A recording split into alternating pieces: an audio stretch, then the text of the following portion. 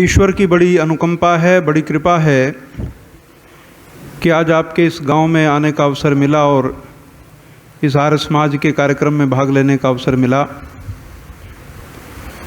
निश्चित रूप से वो लोग सौभाग्यशाली हैं जिनको जीवन जीने का सीधा मार्ग मिल गया। संसार में भटकाव बहुत है और जितना भटकाव की अधिकता है वो धर्म के क्षेत्र में ज़्यादा है। धर्म इतना अव्यवस्थित है कि आज अगर आप किसी को ढूंढने निकलो गांव में या कहीं भी और कुछ पूछने निकलो तो बस कोई सिरा आपको मिलेगा नहीं उसका। और ये सिद्धांतों की अपेक्षा क्रियाओं में ज़्यादा चला गया है, क्रिया प्रधान बहुत हो गया है। इधर मुंह करके ऐसा करो, उधर मुंह करके ऐसा करो, ये चीज़ यहाँ रखो, ये चीज़ वहाँ रखो, और बहुत सारी प्रक्रियाएं हैं, उन प्रक्रियाओं में मनुष्य उलझा हुआ है। और वास्तव में तो देखा जाए कि ग्रामीण क्षेत्र में आप सब लोग रहते हैं, गांव का व्यक्ति जो है स्वभाव से सरल होता है और जो व्यक्ति सरल है उसको ईश्वर जल्दी प्राप्त होते हैं। याद रखना आप इस बात को। यदि मैं पूछूं परमात्मा किसको मिलेगा तो कहते जो सरल है ना उसको मिलेगा जल्दी। जो जितना चालाक और चतुर है वो ईश्वर नहीं, उसको ईश्वर क्या, उसको तो लोग नहीं मिलते। आपसे किसी व्यक्ति की मुलाकात हो जाए, किसी व्यक्ति से आपकी भेंट हो जाए और वो व्यक्ति प्रथम दृष्टि में आपको लगे कि तो बड़ा दयालु है और थोड़े समय बाद पता चले कि इसने तो उपयोग कर लिया मेरा बड़ी चतुराई से, तो आप उससे धीरे धीरे दूर हटना शुरू हो जाते हैं। तो जब आप ये देखते हैं चतुर व्यक्ति से आप ही दूर हो जाते हैं तो फिर ईश्वर भी चतुर व्यक्तियों का कोई सिस्टम नहीं बनता। आप भी सज्जन के नज़दीक लगना चाहते हो, अच्छे व्यक्ति का साथ चाहते हैं, हर आदमी ऐसा ही है। तो सज्जन बनो, ऐसे ही परमात्मा के द्वारा हमें चुन लिया जाएगा। ईश्वर की भक्ति वही कर पाते हैं जिनको ईश्वर चुन लेता है। यमे वैष वृणते तेन स लभ्यो। कहते भाई कौन ईश्वर की स्तुति करेगा? कहते ये मेरे बस की, हम नहीं कर सकते। चुना जाएगा। क्या होगा? चुना जाएगा। जैसे आईएएस अपनी मर्जी से नहीं बनते, चुने जाते हैं। अध्यापक अध्यापिकाएं अपनी मर्जी से नहीं बनते, चुने जाते हैं। एक प्रक्रिया है, उस प्रक्रिया का पालन होता है। जो सर्वथा योग्य नजर आता है उसे चुन लिया जाता है। ऐसे परमात्मा चुनते हैं। कौन मेरी भक्ति करेगा इसका चुनाव करेगा। आप भी चुनाव करते हो। मूर्ख व्यक्ति तो आप भी पसंद नहीं करते ना।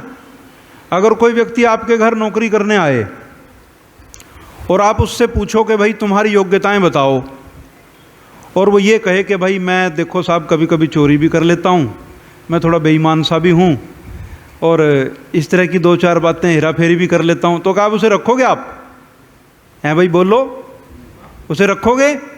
तो फिर आप तो आरती में बोलते हो मैं मूर्ख अज्ञानी कृपा करो भरता ओम जय जगदीश हरे। और आप तो यहाँ बोलते हो, एक भजन बोलते हैं सतगुरु मैनू चरनी लाल है। क्या कहते हैं? सतगुरु मैनू चरनी लाल है। ये गुरुजी मुझे अपने चरणों में लगा लो। तो कहते हैं हाँ जी लगा लेंगे, अपनी योग्यता बताओ। फिर कहता भी मैं चोर हाँ, मैं पापी हाँ। तो पाप भी अब मुझे अगर अपनी चरण में नहीं लगाओगे तो तुम तारनहार कैसे कहलाओगे? ऐसी बातें करते हैं। यदि मुझ पापी को तुम अपनी चरण नहीं लगाओगे तो तारनहार कैसे कहलाओगे? तो कहे भाई जहाँ चुनाव पापियों का के आधार पे होने लगे तो फिर क्या होगा? सारा मामला खराब होगा। तो आप और हम चतुर हैं। हम अपने घर में कोई कर्मचारी रखना चाहते हैं तो कोई मूर्ख हो, अज्ञानी हो, जिसके अंदर कोई दुर्व्यसन हो, कोई चोर हो, तो उसको रखना पसंद नहीं करते हम लोग। तो भाई भगवान हमसे तो सियाना होगा या हमसे भी गया गुजरा वो। जब हम नहीं पसंद करते नालायक आदमी को, हम नहीं पसंद करते मूर्ख व्यक्ति को, हम नहीं पसंद करते मंदा काम करने वाले को, तेज तरार चतुर सुजान आदमी हमें पसंद है। वैसे ही यही नियम वहाँ भी लगा लो, यूँ का यूँ, कुछ भी फर्क थोड़ी है इसमें। बात ये नहीं है कि आपको कितने मंत्र आते हैं, आने भी चाहिए, मंत्र आने चाहिए, शुद्ध उच्चारण आना चाहिए। कभी कभी कक्षा भी आपके यहाँ होनी चाहिए जिससे हम शब्दों का शुद्ध उच्चारण सीखें। लेकिन सबसे शुद्ध तो हृदय की बात है। हृदय की शुद्धि बहुत ज़्यादा अपेक्षित है। जो आप उपासना करते हो उसमें हृदय की शुद्धि बहुत मायने रखती है। जुबान की शुद्धि मायने नहीं रखती ज़्यादा। जुबान की शुद्धि तो एक आयु में है, एक आयु है जब आप उसे शुद्ध कर लोगे, जो आपके पास आपका बच्चा है। उसके बाद वो बच्चा बड़ा होगा और हम बड़े आदमी को शब्दोच्चारण सिखाना चाहेंगे तो वहाँ हमें बहुत परिश्रम करना पड़ता है, हमें भी और जो व्यक्ति सीख रहा है उसको भी। तो कोशिश करो हृदय की शुद्धता आए। हृदय की शुद्धता जो है वो अच्छी है, और शुद्ध स्थान पर ही आप और हम जाना भी चाहते हैं।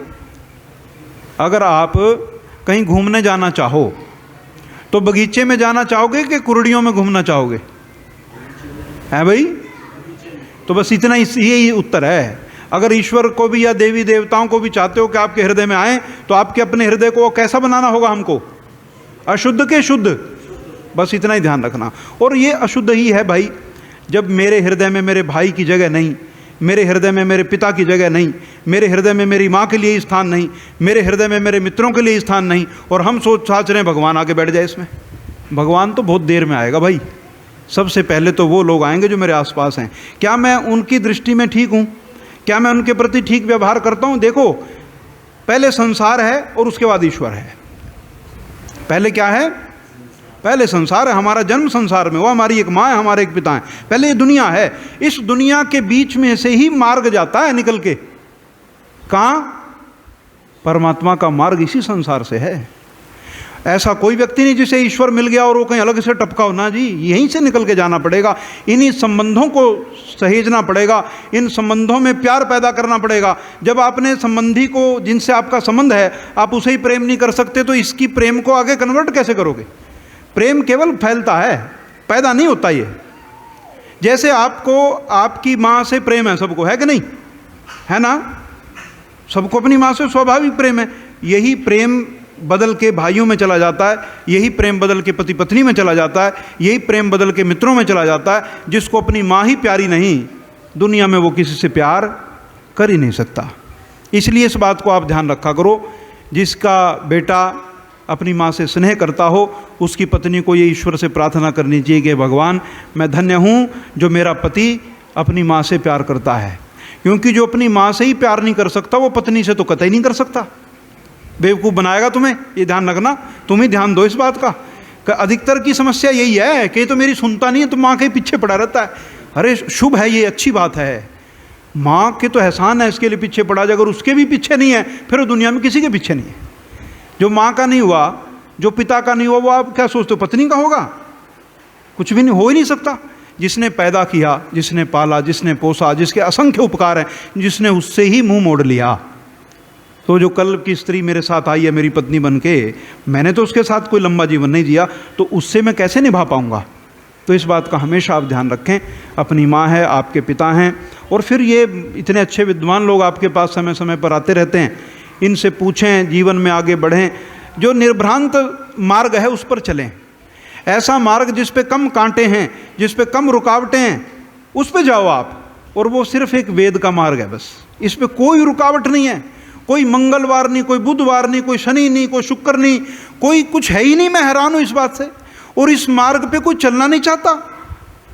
और आप ही यहाँ प्रार्थना करते हो कोई एमएलए एमपी आज हमारी सड़क बनवा दे, हमारी सड़क बनवा दे।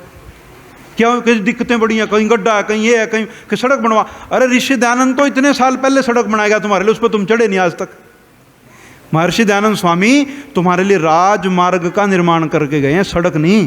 किसका? राजमार्ग बना के गए हैं, और उस पर हम चढ़ते ही नहीं। और हम ही नहीं गलियों में सोचे कि इसे पक्की करवा ले। तो जो ऋषि दयानंद का जो मार्ग है वो राजमार्ग है वाकई, उसमें कोई बाधा ही नहीं है और कोई उसमें कोई समस्या भी नहीं है। आपको कहीं कोई सवाल ही नहीं है कि आज मैं ये कर लूँ। इतने डरपोक आदमी हैं, पूछो नहीं बात। एक मैं हवन कराने गया तो एक जैसे बहन जी दिया जलाती हैं, वो हवन शुरू करने के लिए दिया जलाया, वो तिल्ली नहीं छोड़ी, दिया जला के बुझ गई, हाथ में रखी ऐसे पकड़े। तो मैंने कहा, फिर वो कहने लगी अच्छा पंडित जी से रख दूँ। मैंने कहा रख दे भाई, इसमें कौन सा बारूद लग रहा है, ये क्या बात है। मतलब आप ये तिल्ली रखने के लिए भी पंडित से पूछोगे, इतना भय है। ये क्या है? ये डर है। डर से की गई भक्ति को भक्ति नहीं कहते। आप ईश्वर से डर के उसकी उपासना मत करो कि हाय मेरा नुकसान कर देगा, हाय मेरे किसी प्रिय की जान ले लेगा, मुझे पद से उतर जाऊंगा मैं, ये ना, ऐसे नहीं। बस उससे प्यार करो, बस बात खत्म हो गई। जैसे उसमें एक अर्थ पढ़ते हो ना, हेतु रहित अनुराग दीजिए, यही भक्त को भाया है। हेतु रहित अनुराग, भाई अकारण मैं आपसे प्रेम करूं, जैसे आप अपनी माँ से प्रेम करते हो अकारण। ऐसे करते हो? आपकी माँ आपको डराती है कि मुझसे प्यार कर नहीं तो मारूंगी? ऐसा तो नहीं है ना। ना ही पिता ऐसा करता है कि मैं तुझे मारूंगा नहीं तो मुझसे प्यार कर। जैसे हेतु रहित उनसे प्यार करते हो अकारण, ऐसे ही जिस दिन अकारण हम ईश्वर से प्यार करना सीख जाएंगे, हमारा जीवन अपने आप से ठीक की तरफ जाना शुरू हो जाएगा। अंधेरे से मत लड़ो, रोशनी का प्रबंध करो। क्या करो? अंधेरे से ना लड़ो, रोशनी का प्रबंध करो, क्योंकि ये सिद्धांत है जिस दिन दिया जल गया, अंधेरा अपने आप चला जाएगा। तो आप ऋषि दयानंद के मार्ग पे चलो, परमात्मा की स्तुति करो, अपने आप मन में से भ्रम अपने आप हटते चले जाएंगे धीरे धीरे, और एक दिन ऐसा आएगा हमारा जीवन अच्छा होगा और हमसे जो जुड़े हुए हैं उनका जीवन भी अच्छा होगा। तो मैं ईश्वर से प्रार्थना करता हूँ सबका जीवन अच्छा हो।